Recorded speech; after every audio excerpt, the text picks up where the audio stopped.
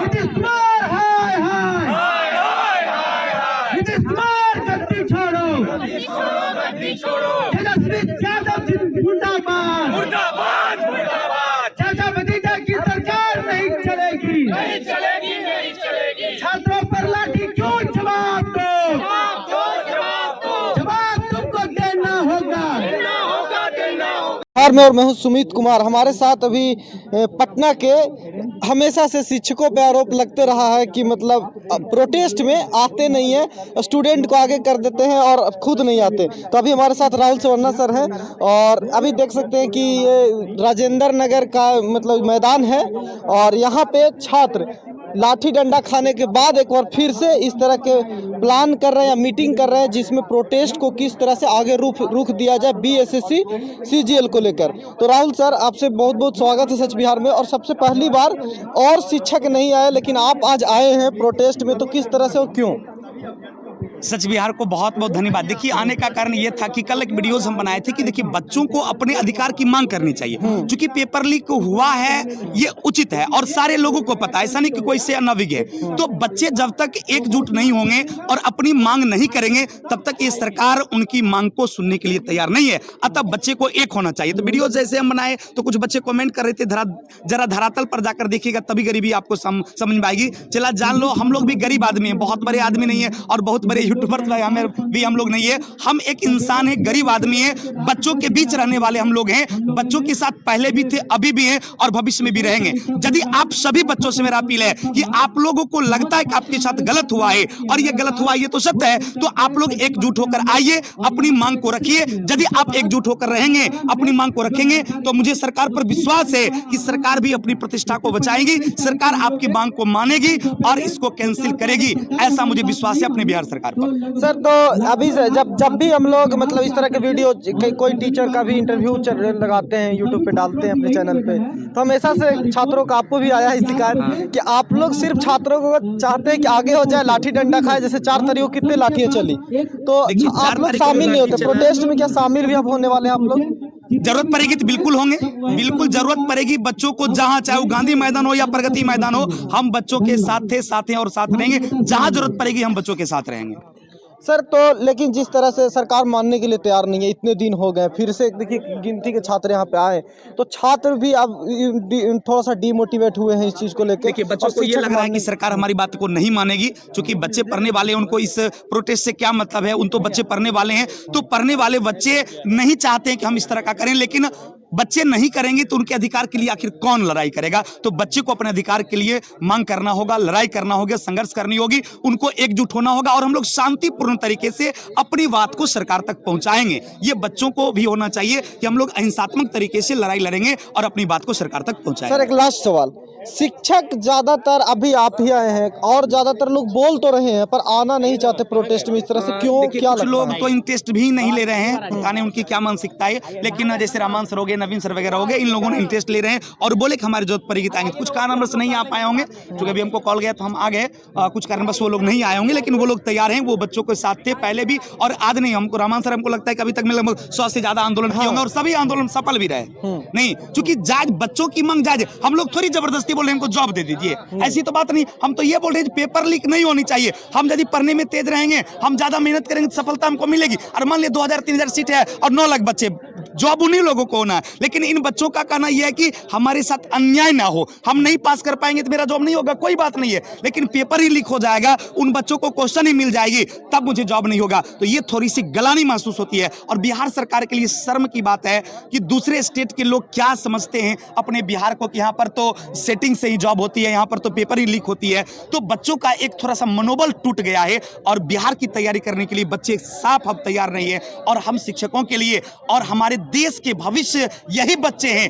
कल यही गरीब बच्चे, यही होनहार बच्चे, यही पढ़े लिखे बच्चे जब ऑफिसर बनेंगे तभी ईमानदारी से काम हो पाएगी। तो इन बच्चे को ऑफिसर बनने दिया जाए ताकि ईमानदारी से काम हो सके। चलिए, तो देख लीजिए कि कई सारे स्टूडेंट यहाँ पे हैं और क्या आगे की प्रक्रिया हुई है और क्या अपडेट है, इसके बारे में हम जानने की कोशिश करेंगे। क्या नाम है आपका? जी, मेरा नाम स्मृति कुमारी है। स्मृति जी, ज्यादातर लड़कियां और लोग नहीं आ रहे हैं इस प्रोटेस्ट में, क्या स्टूडेंट भी होप खो रहे हैं हैं, क्या लग रहा है? नहीं, लड़कियां प्रोटेस्ट में आपको दिखेंगी, आगे आने वाले आंदोलन में आपको दिखेंगी।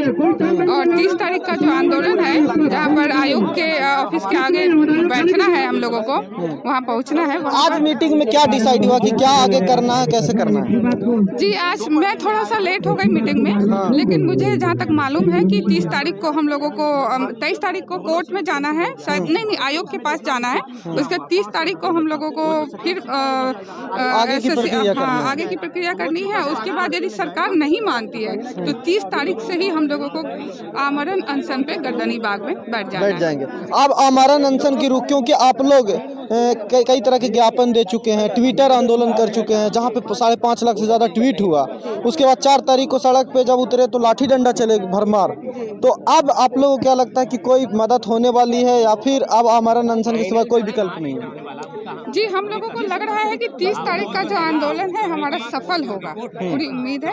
उसमें लाखों लोग पहुंचने वाले हैं और उसके बाद यदि सरकार नहीं झुकती है तो फिर अंतिम विकल्प हम लोगों के पास गर्दनी बाग में आमरण अनशन करना है। चलिए, तो देखिए इस तरह से चीज़ें चल रही है। तो आपका नाम क्या हुआ और क्या आज का डिसीजन बना, ये बताइए। मेरा नाम नीरज कुमार हुआ, मैं मधेपुरा से हूँ। आज का डिसीजन हम लोग कमेटी बनाए, 11 आदमी का कमेटी बना, जिसमें मैं भी एक मेंबर हूँ। तो इसमें डिसीजन ये हुआ 23 तारीख को विज्ञापन सोचा जाएगा, जो मुद्दा है वो BSSC में डाला जाएगा ऑफिस में। इसके बाद करेंगे क्या, अल्टीमेटम देंगे 30 तारीख को 11 बजे गर्दनी बाग में सब स्टूडेंट को पहुंचने का। उससे पहले हमारा मुद्दा सुन लिया गया, पेपर कैंसिल कर दिया गया। तब तो आंदोलन हम लोग अनाउंस कर देंगे, 11 आदमी है कमेटी में, मीडिया प्रेस कॉन्फ्रेंस करके कैंसिल। यदि नहीं सरकार सुनी तो हम लोग 30 तारीख के 11 बजे गर्दनी बाग में आएंगे, पूरा राज्य का स्टूडेंट आएंगे और धरना पर बैठेंगे। धरना, अब निश्चित काल धरना। देखिए 23-24 को एग्ज़ाम था, 4 तारीख को आप लोग लाठी डंडा चली, हम लोग देखे भी, दिखाए भी, आप भी थे जिनको खींच के गिरफ्तारी के लिए ले जाया गया, अनूप जी भी थे जिन्हें किस तरह से पीटा गया। तो अब क्या लगता है कि आगे क्या सुनने वाली है सरकार या सुनने के मूड में है? मैं एक एग्जांपल देना चाहूँगा।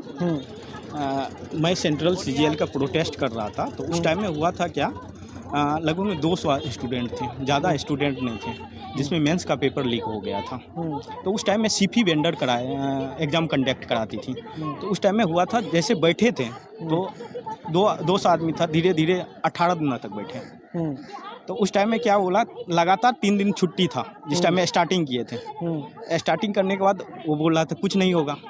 इसके बाद संडे को, जिस रोज छुट्टी था, धीरे धीरे प्रेशर बना तो संडे को ऑफिस खोलना पड़ा उसको, और हमारे जो विज्ञापन थी वो सुना, पेपर भी कैंसिल किया। अब CBI इंक्वायरी पर हमारी बात अड़ी रही, धीरे धीरे 16 दिन पूर गया। तो उसमें हुआ क्या, तो बाद में CBI इंक्वायरी की भी जांच मांगी और हम लोग जो डिमांड किए थे उसमें से CP बैन करने का बात था, वो बैन भी हुआ।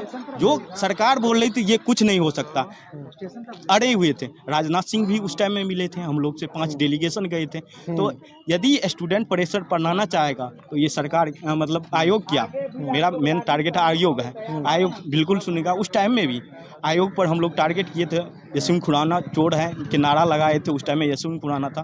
तो हमको उम्मीद है कि ज़रूर सुना जाएगा। और अब एक सवाल है कि छात्र बहुत मतलब जल्दीबाजी में होते हैं बिहार के।